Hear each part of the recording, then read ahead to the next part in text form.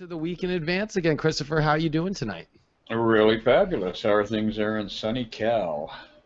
Things are going forward. Been focused a lot on this astrology. There's a lot happening in the astrology right now. And there's, a lot to talk about today.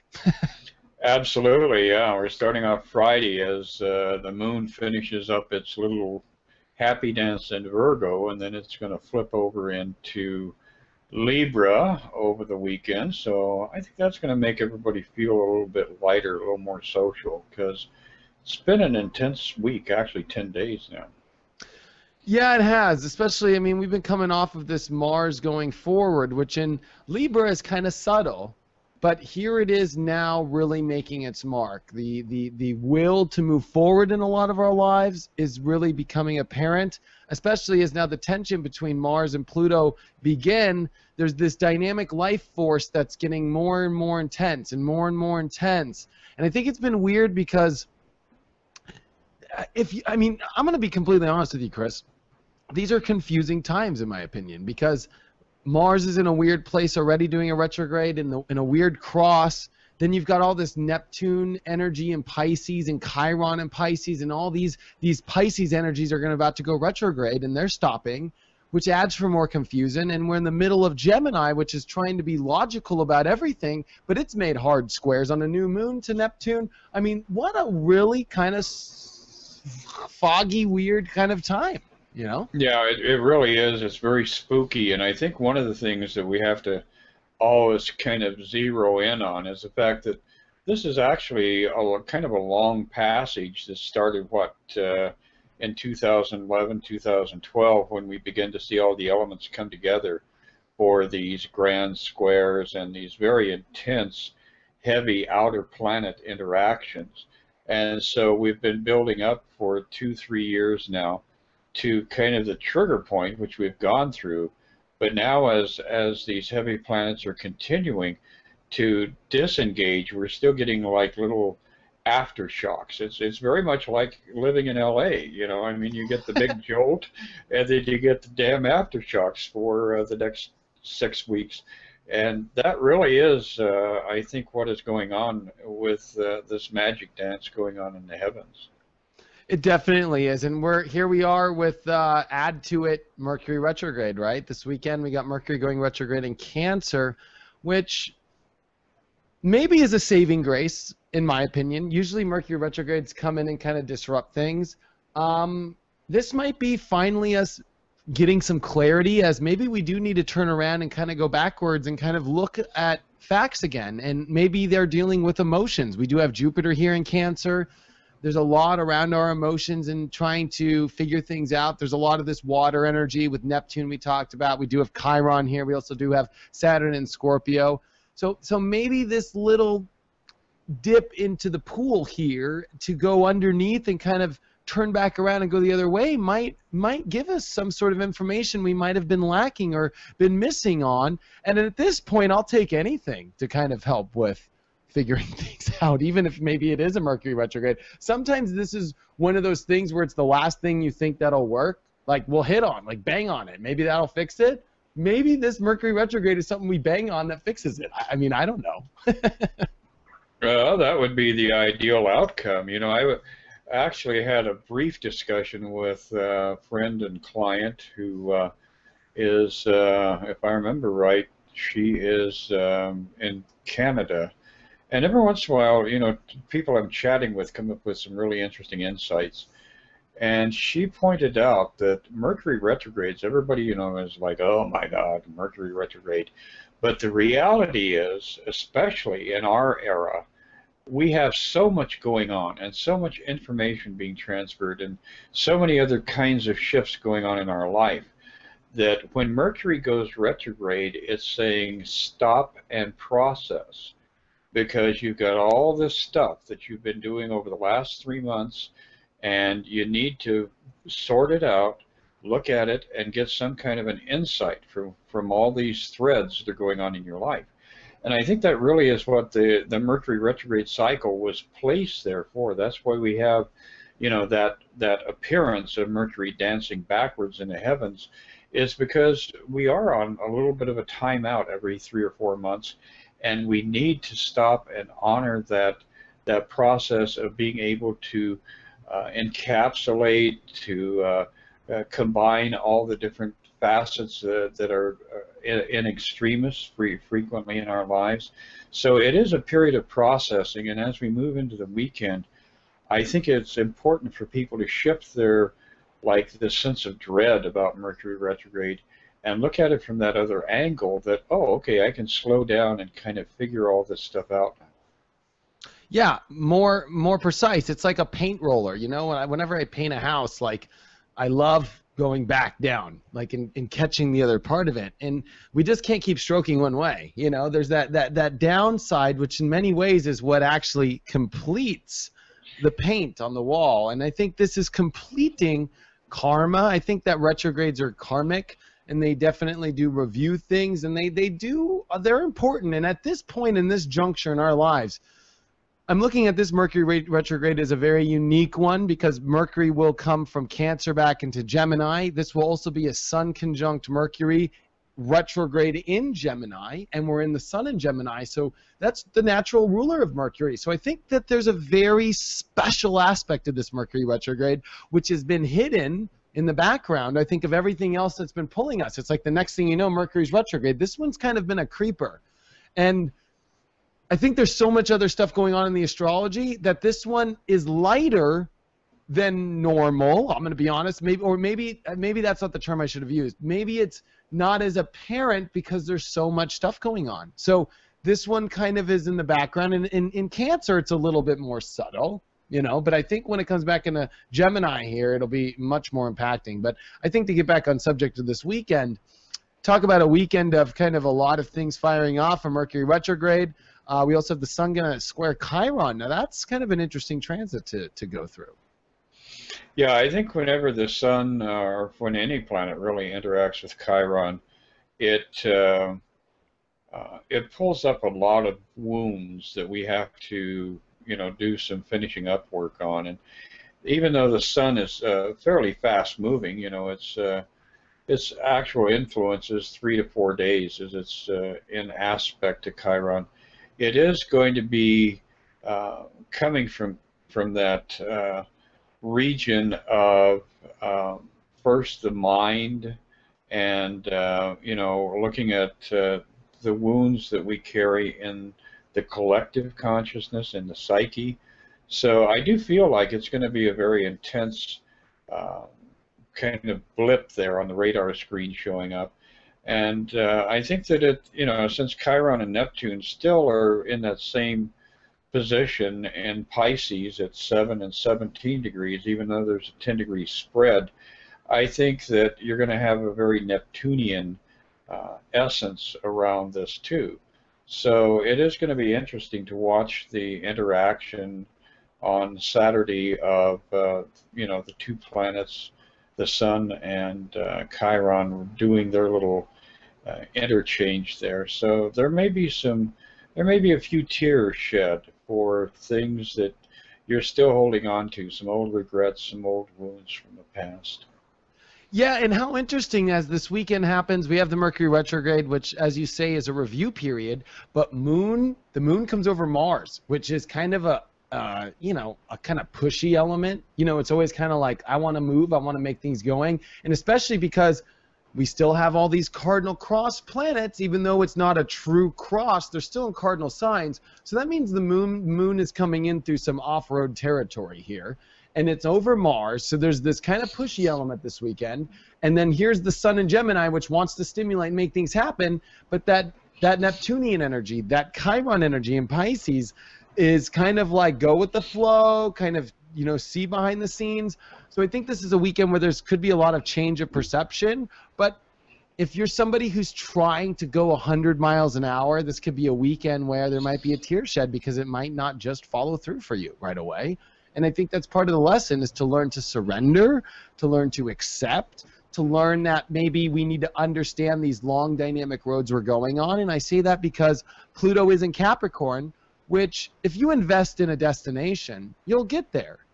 You know, maybe it's not about how fast you go. I think that's the lesson of Mars square Pluto, is learning how to invest your actions in a certain kind of aspect. And with it in Libra and Capricorn, there's this aspect of taking the long, higher road, and there's a lot to weigh out. So maybe there's a reason why it's all not going right. Maybe there's still so many details with Mercury retrograde. There's so many things in our life that we need to review, that we need to weigh out, that we need to make sure, and that's what this time is.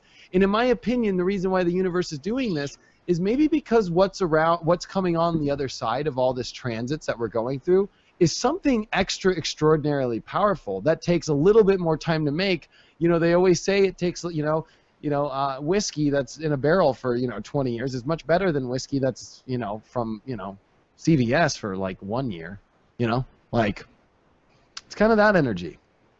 Yeah, it definitely is. It's the aging process, good wine coming into its own right. The other thing that I think is kind of interesting is as we see, this Mars interaction filling out with this growing opposition to Uranus and the T-square aspect with Pluto, I do feel like all of this is going to be channeled over into that side of Cancer. And I think Jupiter is going to be the release mechanism, even though it's going to be pretty much out there. We don't have a real grand square. We don't have a real hard set of aspects. I think you're still seeing a lot of the Cancer issues, seeing a lot of the need for home, for family, for preserving your nest. All of that stuff is definitely going to be highlighted, and there's going to be some tension here about where are you at, where's your nest, where's your masculine energy at. It's over there on the other side of the chart from its natural home. So there's going to be a lot of confusion, a little bit of stress, I think, overall for the weekend. It's going to be social, a lot of things going on out there in society, but I think there's going to be a lot of inner confusion, a little bit of angst that carries us well into the coming week. Yeah, because we also have Venus going to make a trine to Pluto, which is kind of a rebooting relationship-wise, also more importantly in things we're manifesting. It's almost like the universe is trying to clear the decks. So maybe this confusion, we can all kind of switch gears. We could all switch our heads. We could all kind of like start over. This could be a weekend where you just kind of go, you know what, I'm going to start over. Like, you know what, I'm going to change things. I'm going to go this way now. And I think that's good. The other aspect which makes it more confusing is Neptune does go retrograde on Monday. So Saturday, Sunday is Neptune going stationary. And this is a very weird kind of veil that we're going to uncover here. Neptune going retrograde in many ways could start to expose conscious and unconscious aspects of your life. So I think as we come out of the weekend, boom, there comes Neptune retrograde. Boom, the moon comes into Scorpio. And this gets into an even more watery world that's going to highlight this Mercury retrograde extensively. This is definitely one of those weeks, to try and see through it all and to try and navigate, with your eyes closed a little bit.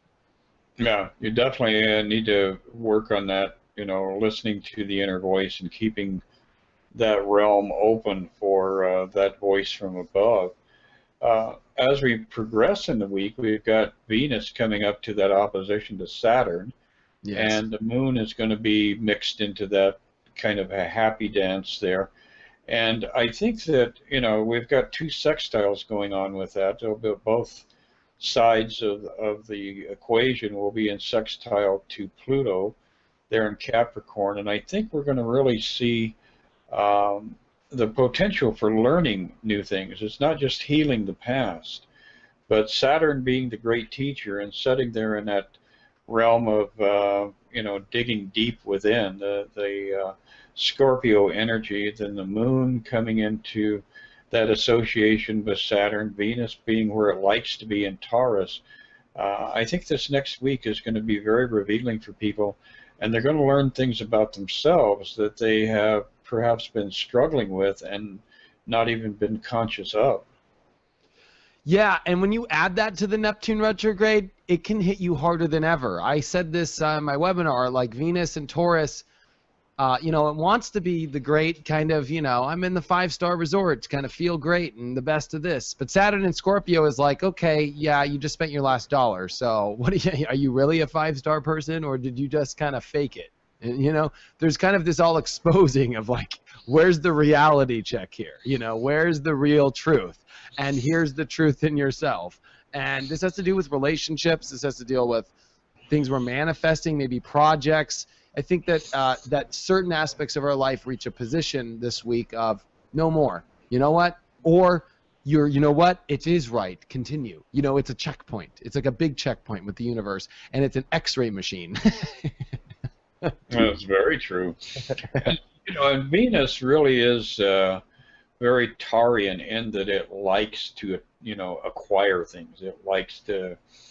Venus likes to, you know, show up with the diamond tiara and the big necklace thing going on, you know, and the sleeves up above the elbows. So it can be like those vamps from the 1930s with all of the drama and all of the acquisition and all the possessiveness. And then we've got Saturn sitting on the other side, which is like the austerity symbol within the zodiac. You know, it's like, okay, time to be very zen, get rid, you know, sell your jewelry and go out and feed the poor, have a higher vision here. So it's the bones, yeah, it's the skeleton. It's like there's no need for skin or anything. Like it's just kind of raw, the structure, you know. It does with the bones. Yeah. Right. And so we're going to see some people really have inner conflict come up, and they may get slapped upside the head with, you know, a significant spiritual awakening, I guess you could say. Dun, dun, dun. Yeah, but I think it's a positive one. I think we need this because it's been so confusing. Gosh, the universe is doing some really magical stuff right now to get us to some place that's really cool. And gosh, you know what? The checkpoints to get in this place are pretty damn serious, you know. So this is one of those checkpoints, you know, and it's a good one. It's an all-exposing one, and it's allowing you to look at what you're manifesting, who in your life is connected, because even though Venus is ruled by Taurus, it is co-ruled by Libra, which is interesting because Libra is kind of the center focal point of this North Node and Mars energy that's happening, and Mars is starting its big square to Pluto like we talked about. So gosh, you know, there's a lot around these actions, there's a lot around relationships, there's a lot around manifesting and things. I mean, this is all kind of condensing everything to what's right, what's wrong, and what's out, what's not. I actually spoke in my horoscope this week how we got to watch projections too. You know, with this Chiron energy and Pisces, there's these wounds that come really sensitively, and with Mars there justifying itself, literally Mars in Libra likes to justify and what's fair, what's not, what's right, what's wrong. We got to be careful that we're not thinking we're on our high horse and we're right and you're wrong, or I'm wounded and you did this to me and that. Like there's a lot of that, especially when Venus and Saturn oppose, where it's all exposing the truth. There's big decisions that need to be made. You know, this could be where watch your own ego, especially because Uranus in Aries is really kind of hot right now as the other planets are kind of slow, and Jupiter's starting to get more and emotionally trigger opening up. We also have Black Moon Lilith and Leo, which has been squaring Venus and Taurus. So there is this kind of inner, like, you know, I think we have to watch ourselves and learn the Pisces lesson, which is compassion and surrender, and not let our Gemini selves go, oh my God, and start to create little weird drama in our head or say things that are wrong. You know, that kind of could come up, I think.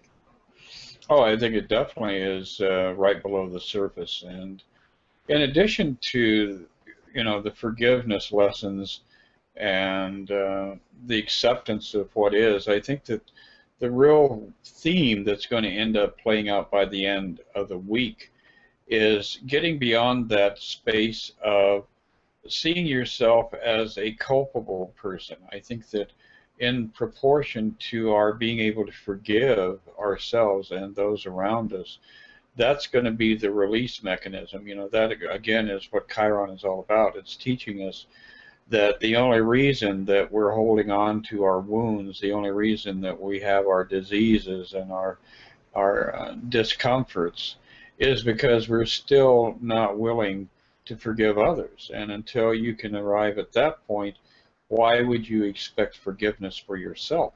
So, you know, there's a lot of potential deep revelation going on, and Mercury moving back toward its natural home in Gemini, it is going to cause us to have to think about these things over the next 3 or 4 weeks and look very deeply within to understand the realm that we live in with our feeling consciousness.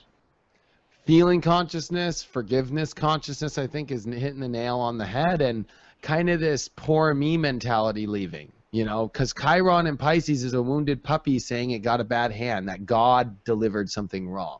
And it's not God's fault. You know, that's kind of Chiron Pisces lesson. It ain't God's fault, you know. And I think that's a huge thing that's coming up here. Because as we kind of exit this week, guess what happens? Now Chiron goes retrograde. As we come towards a full moon in Sagittarius, you know, a lot of things are shifting. Because, you know, I mean, it's a big deal. You know, on the 12th, literally, you know, this full moon is brewing because as we come into the next week in advance, on the 13th, we have a full moon. Friday the 13th, full moon. Yeah, and I think that's going to be... I think it's going to be kind of a fun ride, though. I think ultimately what that is going to be focusing in on is the idea that, you know, we have to go on. Sagittarius is all about journeys, and I think that this moon, when it becomes full, it's going to take us on a very profound journey into those realms of our passions and looking across the wheel at the realm we occupy in our intellect. So it's going to be an interesting ride as the full moon builds, and there's going to be a lot of edginess because we are going to have, you know, again, that Neptune interaction as the moon starts to square it, and the Chiron interaction as the moon squares it, the sun squares it. So yeah, this whole week is going to be a week of processing information, giving yourself a little bit of grace, giving those around you a little bit of grace, and then being willing to take the next step. Yeah, and you know what? As these times are confusing and everything, there's a reason. There's some, you know, if you're very spiritual enough, you can see where it's really going. That's the whole funny part about this, is if you tap into your intuition and your real true psychic awareness now, the path is clearer than a bell. It's trying to teach you to not let your reality be the predecessor of where you're going. It's like, can't you just see behind the curtain and see where we're going this? And I think it's teaching us that. And I think for those who can go with the forgiveness, who can cruise back with their arms behind and go, even though reality is some weird place right now, gosh, I know exactly where it's going, and I know that these weird changes are happening for this reason because it's still pulling me in that direction. You're fine through this. Yeah, absolutely. I think it'll be kind of a joyride. Well, shall we take a look at a card or two? Yeah, or three. Okay. Well, synchronistically, I stumbled across an old deck I had of the I-Ching cards. So I thought I would pull up an I-Ching hexagram to start off with. And the hexagram that I pulled up here is called Chin. And basically, this is very synchronistically connected to this coming week. The number of hexagram is number 40, and it means removing obstacles. And I think that's what really we're going to approach now as we move forward in the week, is not so much about doing new things or entering into new activities, but removing the obstacles from the past is going to be a primary theme. And then once you have arrived at that point where you've gotten rid of this deadwood that's been, you know, blocking your path, then you can return back to the normal modus operandi. So for those who haven't played with the I-Ching, you might want to pick up a book and a few coins and familiarize yourself with it, because often the I-Ching gives you an additional layer of insight that's very timely. Pardon me. So we start off the weekend with, of all things, a magician being called upon to transform. And really the major theme, I think, with this weekend's energy is inner transformation. You're going to have to go from projecting all of it outside of you to starting to really address that Mercury retrograde energy, looking within and realizing that, you know, the real solution to everything that's going on in your life is, in fact, based on the interior journey. Through the weekend, watch out, we have the Five of Swords, a little bit of deception here. And of course, the only way we can be deceived is when we attempt to deceive ourselves, when we're ignoring the warning signals, when we're not paying attention to the things that the universe is putting up in front of us and saying, hey, you know, is this real? Is this not real? Are you going to invest in this energy? And where is it going to take you? So really looking deeply within the soul, doing some soul searching. That flips over by the time the weekend is finishing off. We have the Wheel of Fortune. So starting to move back in that direction of return rather than loss. And I think a lot of people this last 8 or 9 days have felt like all of a sudden things were just not showing up that they had expectations of. And I think next week we're going to see the wheel turn around again. And missed communication, you're going to be able to catch up with it. So a lot of potential for Mercury to bring things back around so that you can resolve them. As we move into next week, we have temperance, moderation. And once again, this is very much in tune with Chiron's activity, telling us to, you know, don't be judgmental, don't get into situations where we're condemning those around us and failing to see that, you know, we've got a gaping wound within us. So temperance is definitely a significant part of this coming week. And again, you know, the anger issues we also associate with Mars will be coming up more and more because Mars is going to start picking up speed and advancing and, you know, making its way toward Scorpio ultimately. The final card for this coming week is a Six of Rods. So by the end of the week, I think a lot of people are going to be feeling like they've accomplished a lot more than they expected to.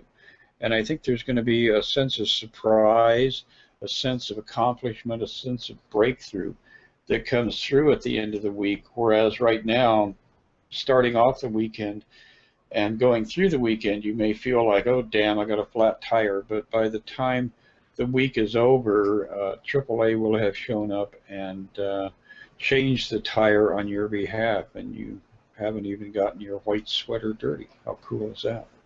That's super cool. I think the best card in there was that Five of Swords. That card to me also is somebody trying to win and everybody gives up.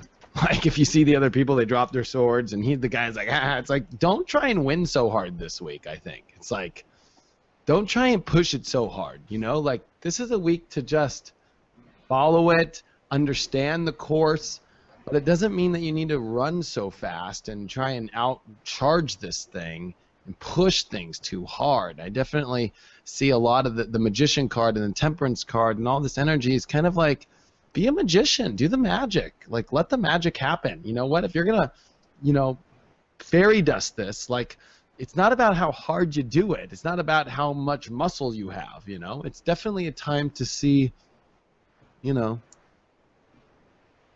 your spells work. Exercise a little finesse and, you know, extend a little grace and love yourself through the magic ride that we're going to be going on for the next 7-day cycle here, because it will land us in a place where a lot of revelation comes for the coming full moon.